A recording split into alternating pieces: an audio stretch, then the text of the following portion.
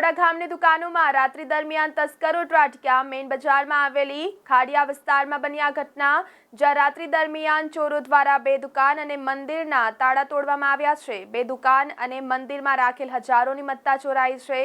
ચોરો દ્વારા 5 વાર ચોરીને અંજામ આપતા વેપારીઓમાં ફફડાટ જોવા મળી રહ્યો છે।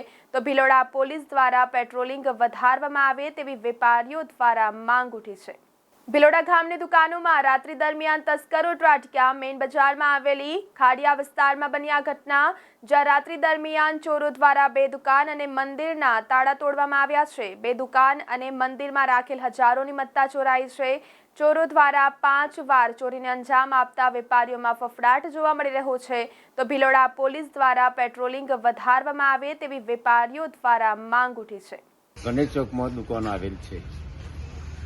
સતત 3 થી 4 વખત ગણેશ ચોકની અંદર આ બાજુ જોઈને ચોરીના બનાવો તારા તૂટેલા છે।